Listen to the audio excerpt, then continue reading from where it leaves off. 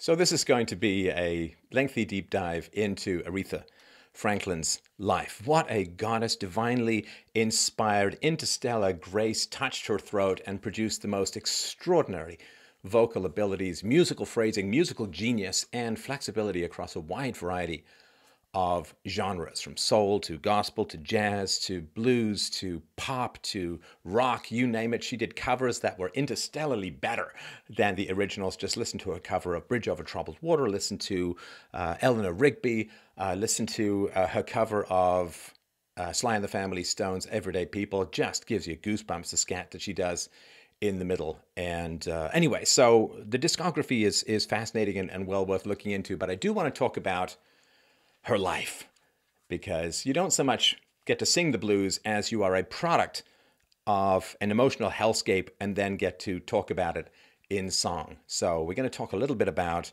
the history of Aretha Franklin as an individual and her impact on me, which is considerable, believe it or not. But let's start with her childhood. Always start at the beginning. So she herself, well, wow, what a lineage. So her father was a preacher, like a revivalist preacher. He filled thousands and thousands of seats. He was charging up to $4,000 back in the 50s and earlier for his speeches. He then moved to radio, and he was called the man with the $1 million voice. And I think I've heard reference that he was also a singer. Aretha Franklin's mother was a gospel singer. Mahalia Jackson, considered to be a great singer, said of Aretha Franklin's mother that she was one of the finest gospel singers in the country. So let's just say her vocal capacities came from a rather illustrious aristocratic lineage of powerful voices. But family life was a mess. You know, every cliche that you might have in your mind about, this is prior to televangelism, but you know, the televangelist, charismatic, smooth-talking, alligator shoe wearing, shiny suit embuttoned up around him, kind of sleazy minister, this guy would embody to a T. He was a philanderer. There are reports, and I'll put all the sources to this below, that Aretha Franklin's father turned his ministry into an orgy party. And the sexual predation, particularly on young girls, was truly astonishing. And we'll get into that a little bit more later. But Aretha Franklin herself became pregnant for the first time when she was 12 years old. She had had 2 children by different fathers by the time she was 15 years old. Now, this kind of early trauma, this hypersexualization of the young, which often occurs when there is absent fatherhood and so on, early menses, and a lack of protection against sexual predation occurring in the environment, gave her, I think, a number of addictions and mental health issues and instabilities. She battled alcoholism. She was, and this I didn't even know, it was quite surprising to me. It's like hearing about Freddie Mercury, who liked his cigarettes as well.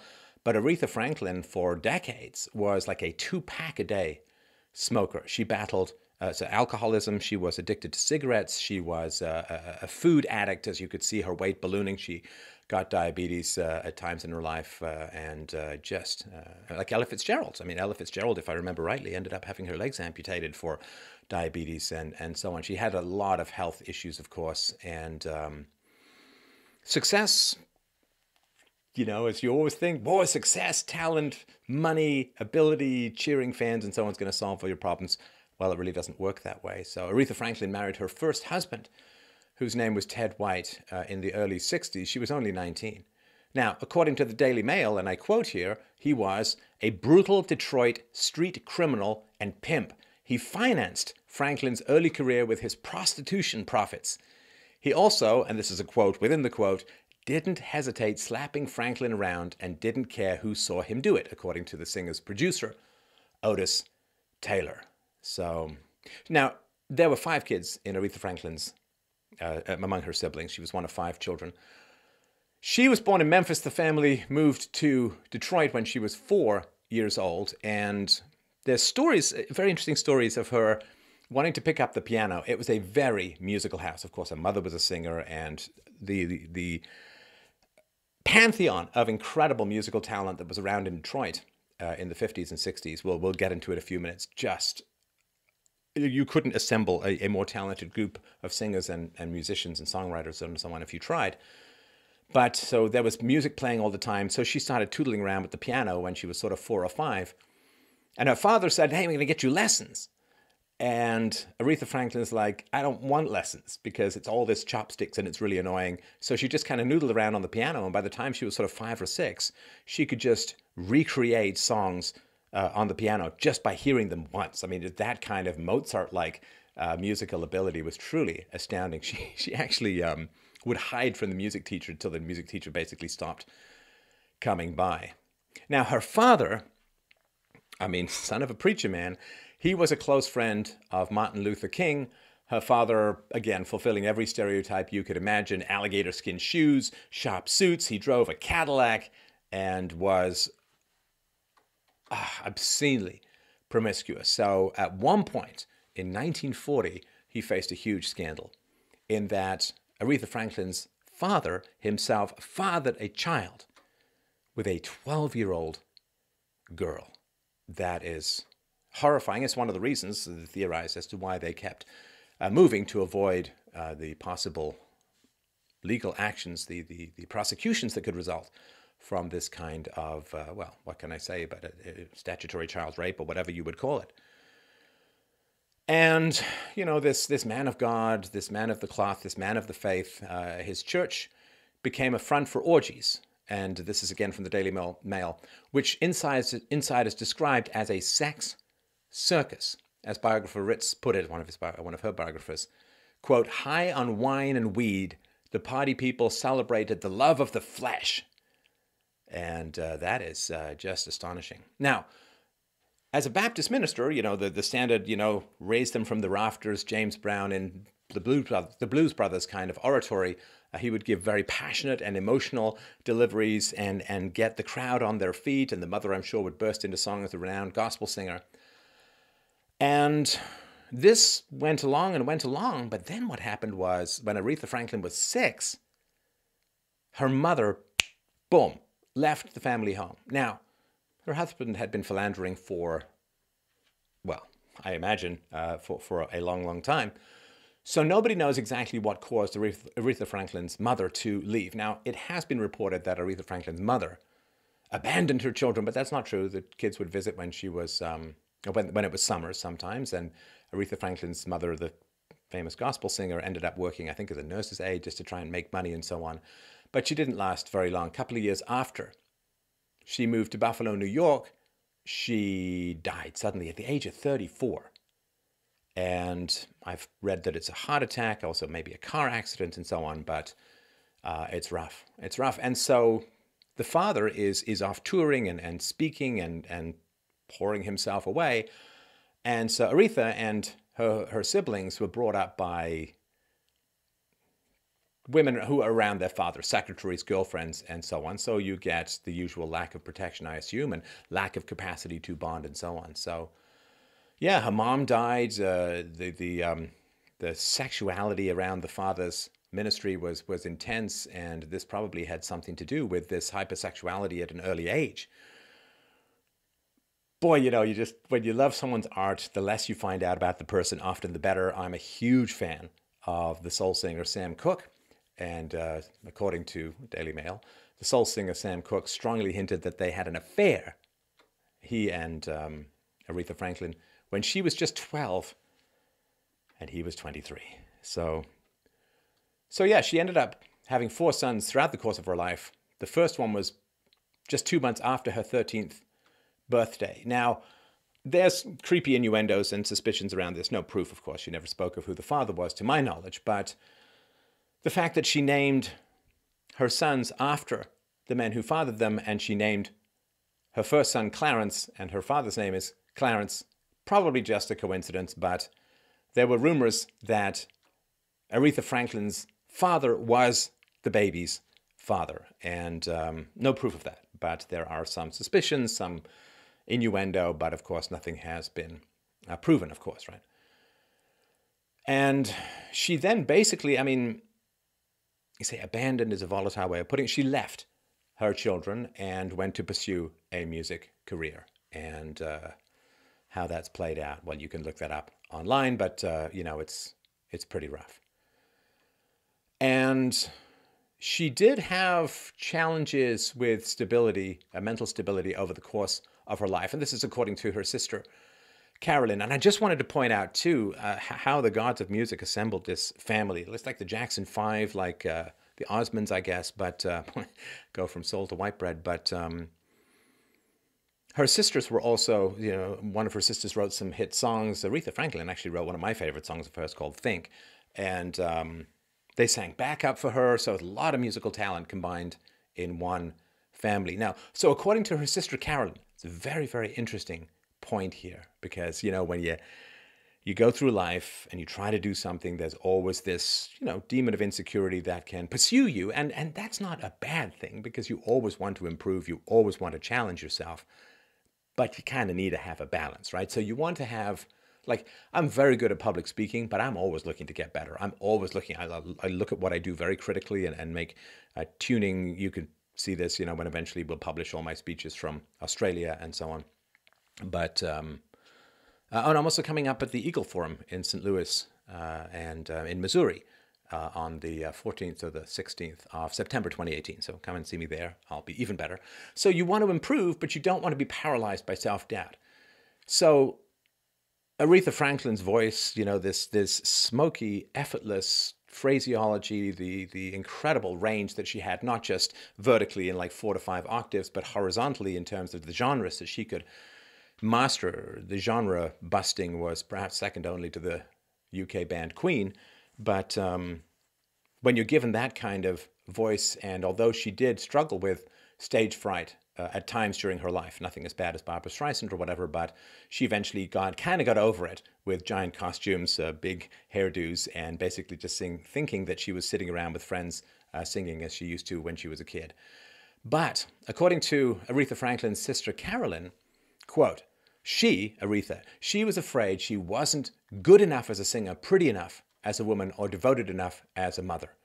I don't know what to call it, but deep, deep insecurity. Her style was to either drink away the anxiety, or when that stopped working, disappear for a while, find her bearings, and go right back on stage and wear the crown of the impervious diva. Now that's fascinating. I mean, pretty enough as a woman. Well, Amy Winehouse had the same issue, right? Because Amy Winehouse had that kind of heroin chic going, I think, before she even became addicted to various nasty substances. But, when you're in the public spotlight, particularly, I guess, if you're a female singer, but, you can see the comments about my appearance from time to time as well. People will nag about your appearance, right? And you think you can solve it by being prettier, but you can't, right? Because all that happens is when you get prettier and prettier and prettier, you get to the top tier of physical beauty. Well, then you make your living off being beautiful. And if I get a pimple, who cares? But if you get a pimple and you're a model, well, then you might be out $10,000 or $20,000 in a big photo shoot. And if you get too many pimples, people won't book you anymore. So the hysteria just goes up as the standards go up. So it doesn't really matter. So I would say, as to her looks, I don't know, can't really judge them. She seemed nice enough looking to me, at least before she ballooned up a Big Hero 6 style. But devoted enough as a mom, well, she did kind of leave her kids to go and pursue her musical career. But the fact that Aretha Franklin was afraid she wasn't good enough as a singer, well, I mean, she has been called the best singer of all time. So there is that. Well, and the other thing too, there's studio and then there's live. And that's one of the big gaps for singers, right? The studio versus live, particularly as they age, if they don't take care of their voices. Now, Barbra Streisand has taken amazing care of her voice, and even at her, she's in her 70s now, I think, she can still just do amazing things vocally. But, people like Freddie Mercury, people like Aretha Franklin and others who smoke, who don't take care of their voices, who don't get voice training. I don't know if Aretha Franklin did, Freddie Mercury certainly didn't. Well, they begin to wear out outside of the studio, don't have that same strength and stamina as in their youth. And so maybe she was listening back to herself live and saying, oh, that's not as good as in the studio and so on. But so, yeah, you can be Aretha Franklin and you can still think that you're not a good enough singer. And that should give you some comfort when it comes to self-critique, that you can make yourself miserable with a dream of perfection, even though you've been given gifts beyond just about any other musician over the last 100 years. And yeah, she did have breakdowns, it would seem. Her brother Cecil would put her repeatedly into a remote Connecticut clinic for, nervous exhaustion, what they say, right? And then she'd get better and she'd go back into her career, and then she'd end up being hospitalized again. So there was inconstancy. She had her phobias too. So when she was younger, she took airplane flights. As she got older, she became too phobic of airplanes. To the point where she really couldn't tour the West Coast. She certainly couldn't tour internationally after a while. So that was a big problem. She also would get stressed and not turn up to recording studios. Sometimes she would not turn up for performances and so on. And that was a big challenge because she would be sued for breach of contract, I'm sure, and things like that. She had trouble paying her bills. That sort of diva thing where bills, they're beneath me, right?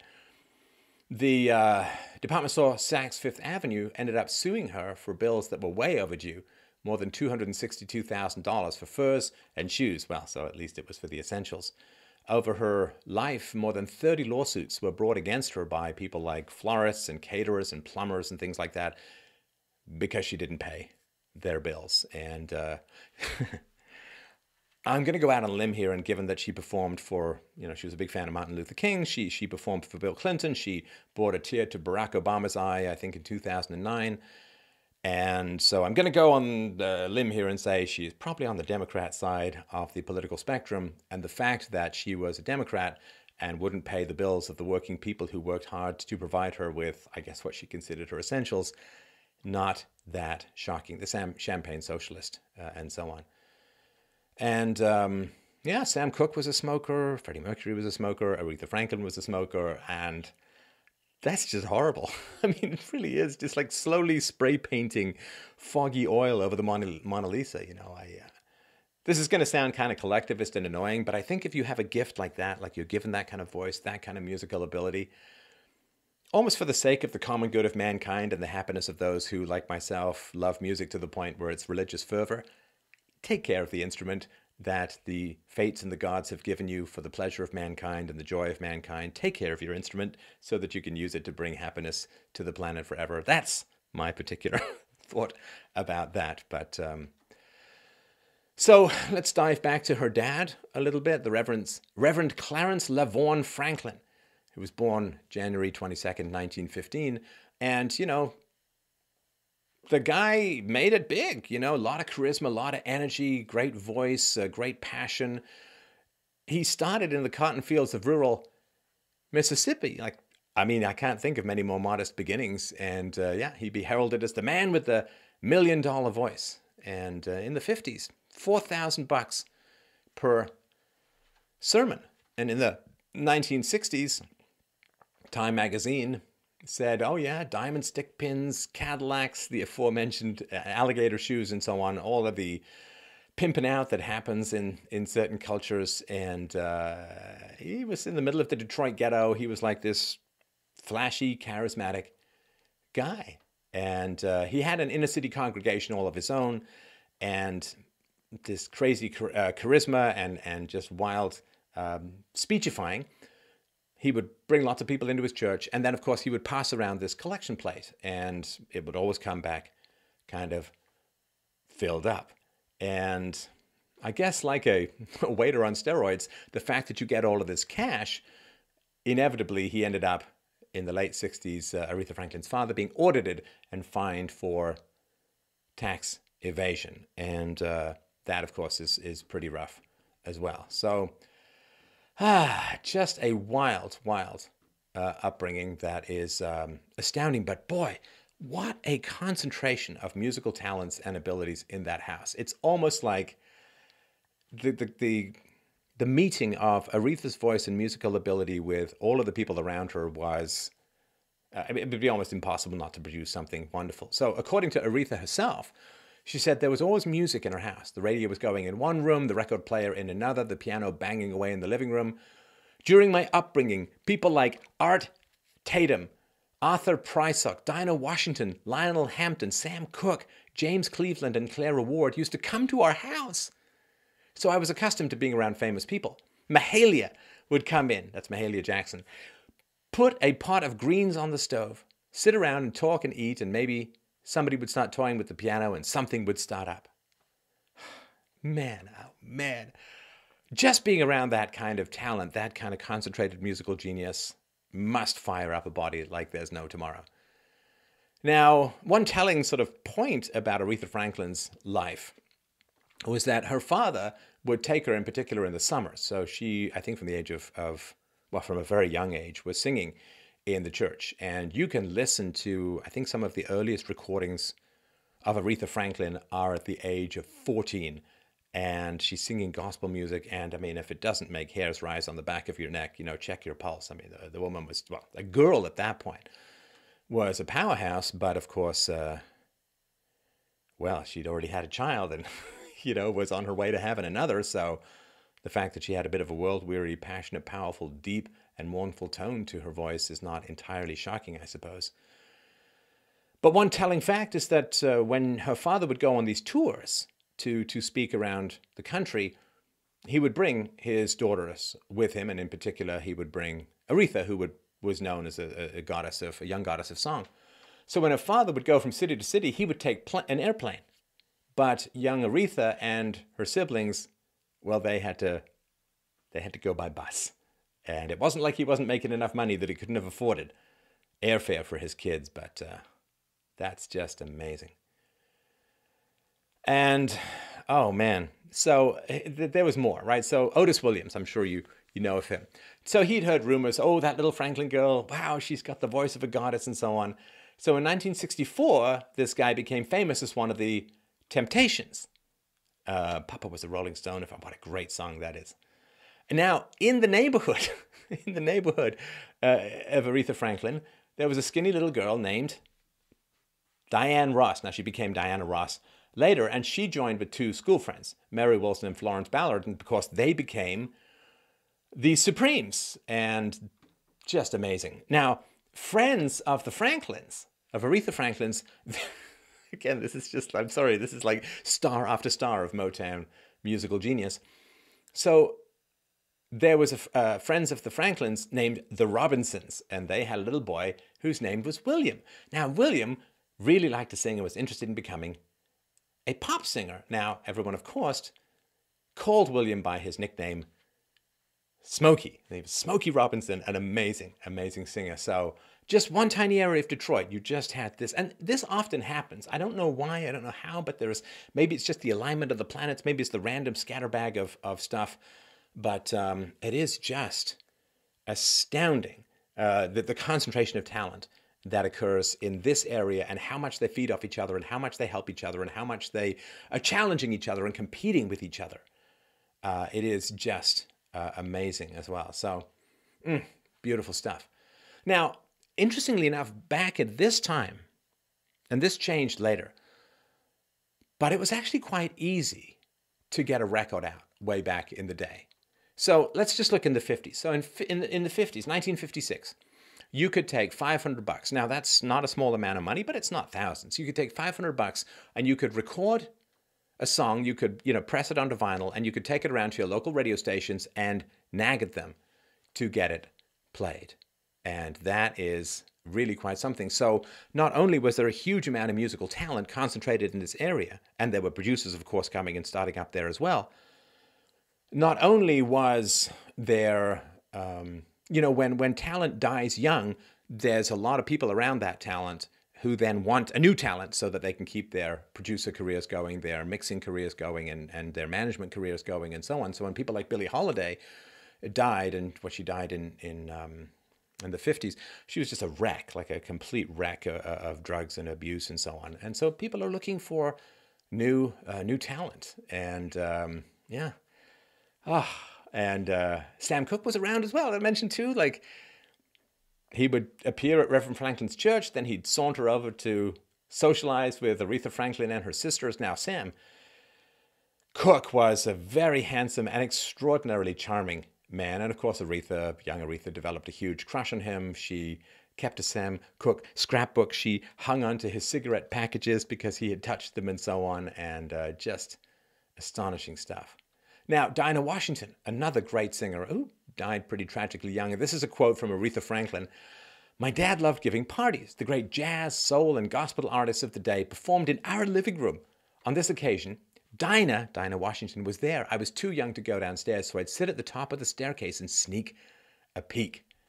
And yeah, rough life too, man. These incandescent stars, these talents, they burn bright, but they don't often burn very long.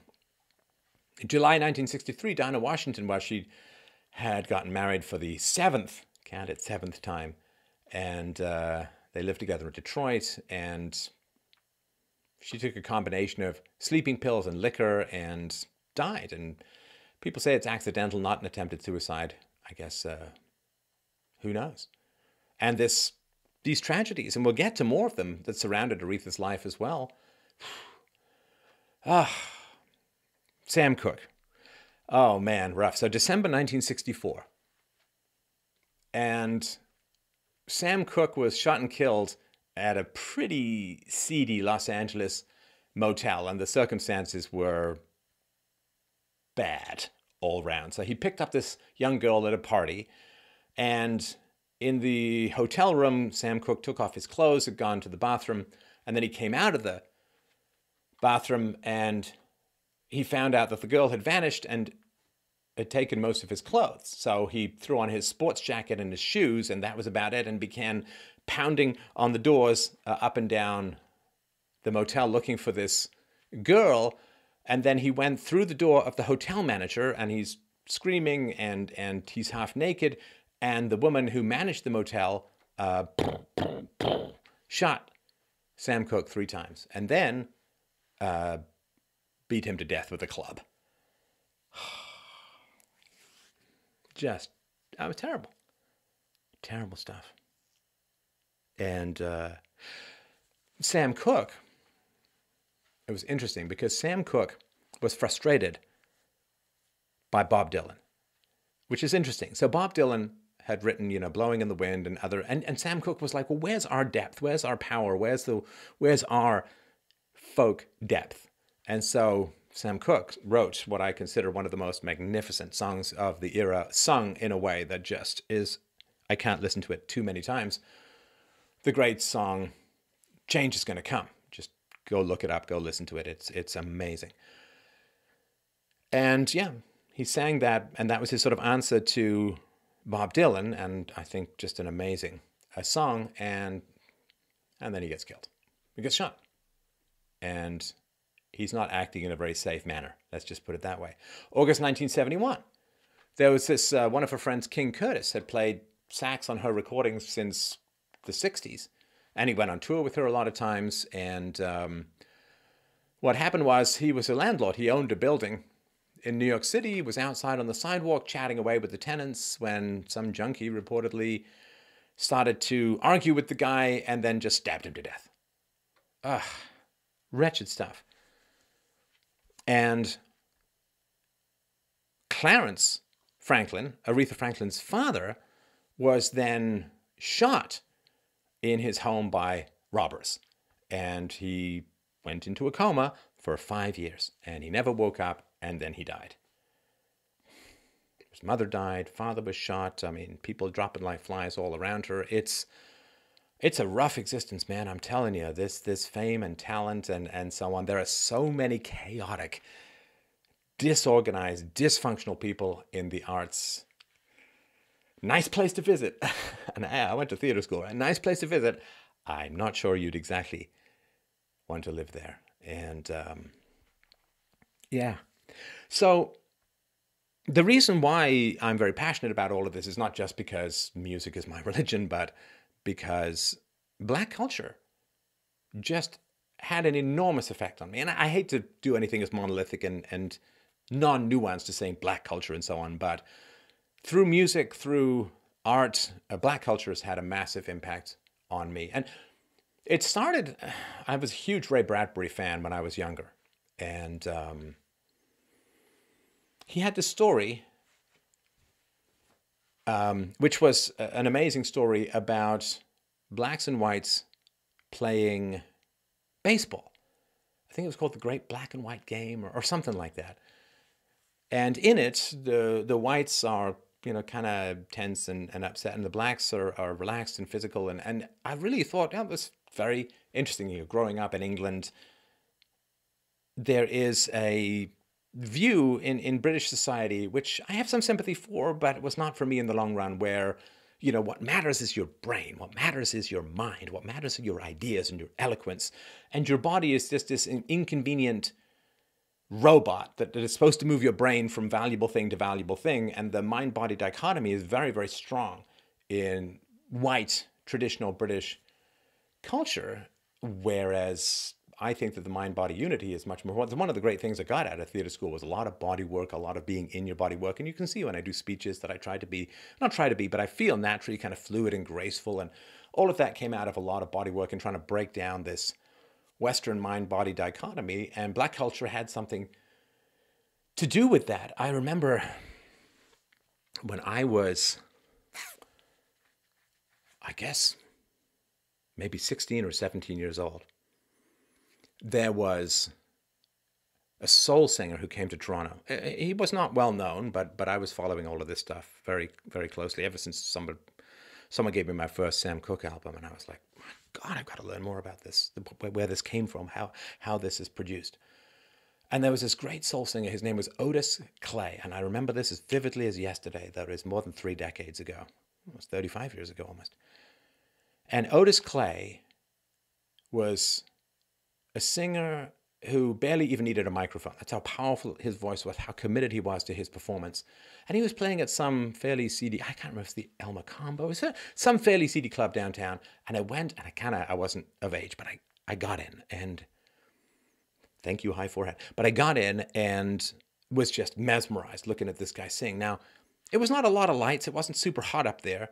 But this guy was so committed to his singing, and he did do some Sam Cooke numbers that were fantastic, that he was like in this 3-piece suit, and he, over the course of an hour and a half or 2 hours, he sweated all the way through his suit. He was that committed to his singing, to his performance. And I remember at one point, they turned the mics off, he stepped back, and he just sang, and you could hear a pin drop. And that man commanded the room with soul, with grace, with dignity, with power, with commitment, with passion. And I was like, damn, gotta get me some of that. And I have been very influenced in my public life by preachers, particularly Black preachers. That commitment, that energy, that enthusiasm, that playing with the audience, that call back and forth. I try to work that into my public speaking, and I think I do a pretty good job. I'm probably no Clarence Franklin, but I really have tried to emulate and learn from that commitment to the audience and that commitment to a physical and eye contact and passionate connection between the material and the audience. And I got a lot of that out of watching preachers, in particular Black preachers, watching musicians, soul musicians, blues musicians, really committing to all of this stuff. Now, I really got into the blues. I really got into not so much jazz, but the blues in particular, some soul stuff. But I tell you, so I'm 19 years old. I'm 18 or 19 years old, and I'm working up north. Now, I grew up without a dad. The one somewhat infusion of masculinity that I got was at the age of 6, I was sent to boarding school. This was paid for by my father. My parents had split up when I was a baby. But he only paid for 2 years, and then I was dumped back into the regular old school where the usual gunocracy and females in charge. But at least in the boarding school that I went to, it was like an all-male environment, right? So the girls were on the other side of the fence. Occasionally we'd see them, but it was an all-male environment. And frankly, it gave me some exposure to masculine authority that I was kind of nervous around, but eventually recognized the value of and so on. And I think that was one thing that helped in terms of avoiding some of the, soy boy canyons and chasms that tend to swallow up a lot of boys of single motherhood. I mean, I've read that being the son of a single mother actually negatively affects your testosterone levels, which is, if you're the son of a single mother, please go get your T levels checked. That's all I'm saying. But so I was working up north, and I'd picked up just a handful of, this is back long before MP3s and stuff. I just tapes. You had tape players in cars. It was you could get 8 tracks, but tapes. And because I love music so much, I would do work up north, and I'd want to listen to music while I was doing kind of boring stuff like sifting gold and stuff.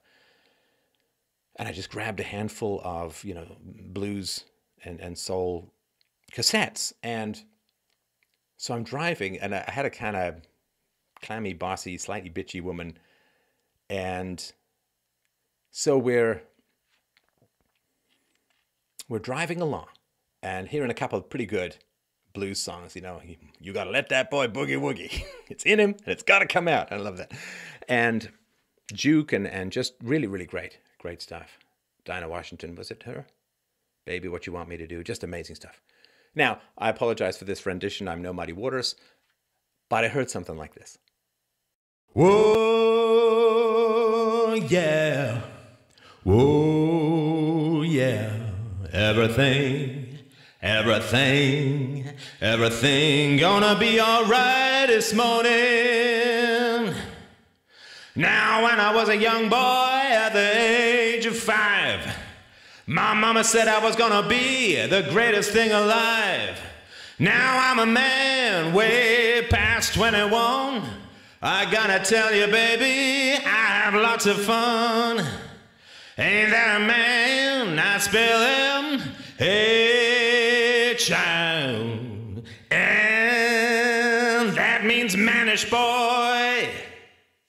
Now in the background, there were guys going, woo, woo, just, whooping it up and being thrilled at being a man and enjoying the meaty weight of masculinity. Now, it was, I have sex with lots of women, and it was very kind of cliched, promiscuous kind of masculinity, but nonetheless, there was a celebration of masculinity in that song. And I drove this woman nuts because I want to hear that again. I want to hear that again. I felt this absolute delight, this lifting of the gynocracy, this firming of the masculine spine, this weighting of the balls, this, I'm a man. And I just wow, what a celebration. And there's a reason why soy boys don't like the blues. But the blues are powerful that way. The blues are really powerful that way. And getting that kind of affirmation was something else and a half. And it was just astounding. And I was never really the same after that as far as deference goes. And so, thank you, Muddy Waters. Thank you, blues. Thank you, soul, for helping me reconnect with masculinity after a long time with women being in charge. At home, at school, you name it, right? I'm a man. Thank you so much. That was fantastic stuff. And I still remember where we were driving. I remember the trees. I remember that celebration of masculinity. Now, what's fascinating about that song as well is that at the end of it, he says, don't hurt me, don't hurt me, don't hurt me, child. And it's almost like there's that vulnerability of masculinity. I thought, what a brave and interesting choice, whether conscious or not, I don't know. A brave and interesting choice, which is, I'm a man, and then don't hurt me, don't hurt me, don't hurt me, child. There's a vulnerability to that. And I liked that. I don't like this sort of, cliched kind of, I'm a man, I'm armored, I feel nothing. The fact that there's vulnerability to masculinity is captured in that song, as it is in a bunch of other songs come out of that genre as well. So anyway, I won't get into all of my musical ramblings, but this is what I think is really fascinating and instructive and illustrative about Aretha Franklin passing away as she did so recently. So I did a show here on this channel for now. It's called The Truth About Maya Angelou, and I did another one about Michael Jackson many years ago and so on. And you hear this from a lot of black women and some black men, but black women, Oprah, right? So I'll put the links to this below, and I quote, "The media mogul," this is Oprah Winfrey, "recounted her own experiences with abuse, which included being raped at the age of 9 during an appearance at Ball State University, Indiana, part of a lecture series fellow chat show host David Letterman sponsors at his alma mater. Quote, "Anybody who has been verbally abused or physically abused will spend a great deal of their life rebuilding their esteem. And she said this in front of 3,000 students. She recounted being physically beaten as a child, saying it was a cultural experience many African-American children went through. She also said she was raped and molested. You look at the poet Maya Angelou, victim of childhood sexual abuse. You look at Tina Turner, abused by her husband, as some claim Aretha Franklin was, by Ted White. Tina Turner's son shot himself recently, and when I did, one of the things that I've been very happy about, it's a lot that I'm happy about with this show, but one of the things I'm happiest about was when I did the truth about Trayvon Martin and George Zimmerman a couple of years ago. It went well north of 1 million views here on YouTube. There was an equivalent number of podcast downloads. You can get the podcast if you want at fdrpodcasts.com. And in it, I pushed back very much against some of the data. Oh, let me rephrase that. I talked about spanking and physical abuse within the Black community, and had a clip there of Obama talking about an ass whooping and everyone cheering and so on. Well, this has to stop. I mean, in the Black community. I mean, I talk about child abuse as a whole, my relentless and bottomless opposition to hitting children, to screaming at children, to calling them names. I call it peaceful parenting, and you can see lots of shows that I've done on this, that you must reason with your children, that they are gentle and sensitive and curious and smart and love to be engaged with, and there's no need for all of this violence and aggression and so on. And so looking at what happened to Aretha Franklin, looking at what happened to Maya Angelou and to Oprah, and at least according to some of the Jackson girls and so on. I mean, it's horrendous. Black children are more likely to be abused. They're more likely to be hit. They're more likely to be sexually abused. And what an opportunity with the death of somebody who experienced some of this kind of stuff as a child. What an opportunity to bring this up and talk about it and discuss it. And what a missed opportunity. What a missed opportunity for that great possibility. Because, look, I'm sensitive to issues of racism. I understand all of that.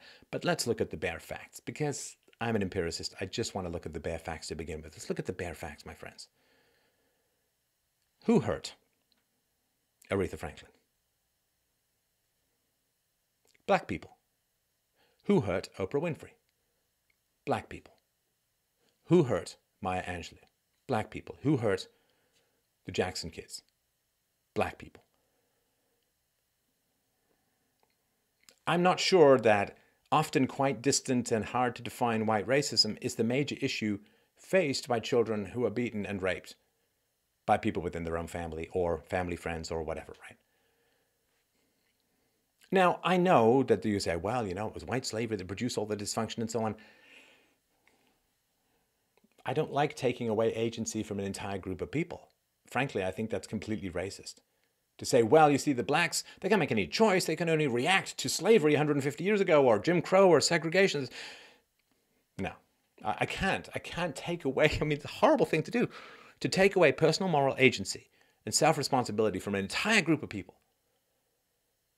Now, I will talk about this, and I have talked about this for years, that black families, all families, but in particular, in this instance, black families, y'all need to stop hitting your kids. You need to stop yelling and screaming at your kids. You need to keep your families together. You need to not raise boys without fathers. You need to not raise girls without fathers. Fathers are essential to the survival and flourishing of any community. And in this case, because 73, 74%, I think it is, of black kids are growing up out of wedlock homes.